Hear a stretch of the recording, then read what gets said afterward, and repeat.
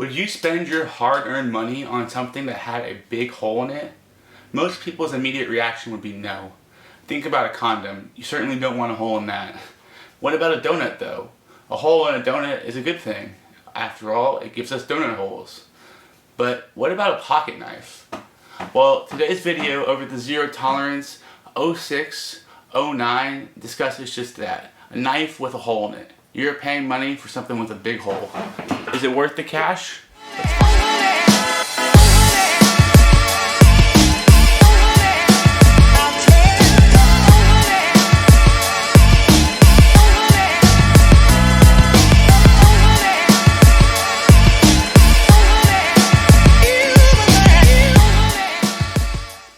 Some basic facts about the Zero Tolerance 0609 flipper knife in bronze, an R.J. Martin design.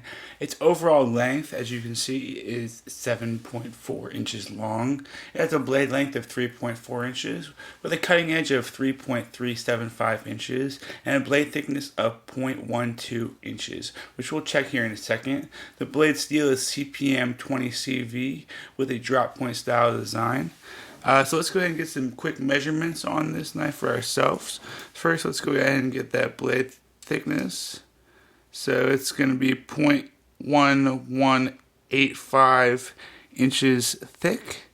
Let's get behind the edge, if we can get that. 0.0210 inches behind the edge, so nice and thin slicing behind the edge. Thickness of the handle. We're going to come in at 0.4470 inches in the thickness of the handle, so not too bad at all. For the weight of this fine knife, it is going to come in at a total of 3.6 ounces in weight. So those are the basic specifications of the knife. Yes, this knife does have a hole in it, but let's discuss the three main benefits or pros to this knife. First being the design. And let's jump right at that hole, or the STP as Kai USA calls it, or see-through pivot. It is absolutely beautiful. It's stunning. It adds for a really nice element, a flair and design that I think really makes this knife unique and stand out amongst other knives to this size and this price range. So really big props to them on incorporating that into the design because it's absolutely beautiful. Next part of the design I'd like to talk about is the handle color. The handle color is absolutely stunning. I'm not always a fan of bronze, but the way they did the bronze finish on this handle is really nice. It's not shiny, but also not matte. It's kind of hard to describe, but it is absolutely stunning. Hopefully the 4K footage picks it up and you can kind of get an idea. But man, it is nice looking.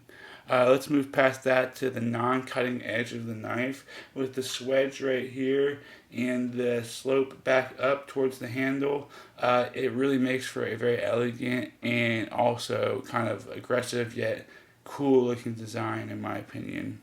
And finally, the satin and stonewash combination on the flats and curved parts of the knife or blade really add to the appeal and overall aesthetics of the knife, I think, as well. So that's the number one pro, or first pro, it is the design. Second, it's ergonomics. It fits in the hand really well, whether it's a forehand grip like this or a backhand grip like that, or however you want to classify that. It really fits in the hand nicely. I have pretty large hands, but it wraps up into these grooves really nicely. No hot spots either direction. So the ergonomics are really well.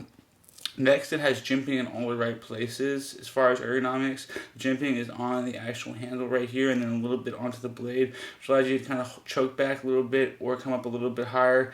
Some people would have preferred jimping up here, but I don't really ever use jimping on the top of my blade very often, at least not with an EDC knife. So I think it has jimping in all the right places, which really add to its ergonomics. And finally, the handle to blade ratio is phenomenal. It has a 3.4 inch blade, as mentioned earlier, and they say the handle is 4 inches long. I say it's 4.1 inches long, or close to 4.1 inches long, but still really nice handle to blade ratio. And the final pro I have for this knife is the quality of material.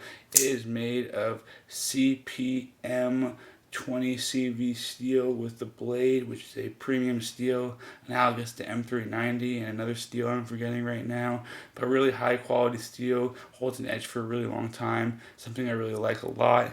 And secondly, the handles being made of titanium is really nice. Having titanium handles is not cheap, and it adds to the overall, class, weight, and just distinguishedness of this knife. So those are the three main pros I have for the Zero Tolerance 0609. Now let's discuss the three main cons of this knife.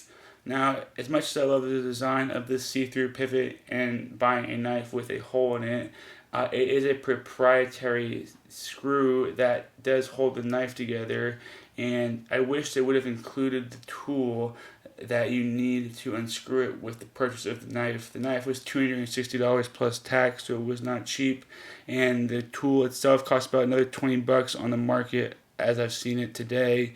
So I think it's unfair that they're making me, the consumer, have to buy an additional product for me to adjust the knife I just purchased.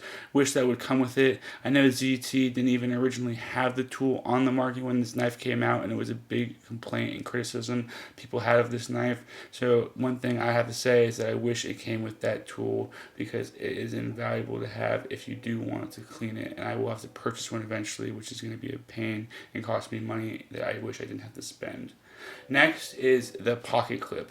The pocket clip is far too tight. It is hard to get onto sweatpants and even harder to get onto jeans. I obviously could loosen it with some pliers, and sure I could bend it, but for the price of the the price of the pocket knife, the pocket clip should work out of the box, and I just wish that Zero Tolerance would let go of some of that retention and make it a little bit easier to put on. And finally, this is me being a little nitpicky, but the weight of the knife compared to other EDC knives is a little heavy. Let's put it on the scale. As we saw earlier, it is 3.6 ounces, so that is not light. Let's compare it to a very common EDC knife, the Benchmade 9400, comparable to the 940 or the Osborne. Classic design, been around for over 20 years, and very common for people to carry. This is 2.6 ounces, so a whole ounce lighter than the Zero Tolerance. Now let's look at a Kershaw 7007 CF, another EDC knife, a little more budget friendly. This one's going to be 2.9 ounces, so again, significantly lighter than the Zero Tolerance, not quite as light as the Benchmade. But let's look at one last knife. This is going to be the Paramilitary 3 from Spyderco. It does have this back stopper, which I did add aftermarket, which will add a little bit of weight, but it comes in at 3.5 ounces, so almost as heavy as the Zero Tolerance, but still lighter. So while this knife is not ridiculously heavy, not to nitpick, it is a little heavier than the other knives. So my three main negative comments about this knife are: one, that the pocket clip is far too tight; two, that the tool you need to open it should come with the packaging and not cost extra money; and finally, that it is slightly too heavy for an EDC knife, just ever so slightly, and that last one's a nitpick. But those are my pros and cons. I hope you enjoyed. So, would you buy something with a hole in it? What about the Zero Tolerance 0609? Hopefully after watching this video, your opinion has changed, and maybe you would consider buying something with a hole in it, especially a pocket knife.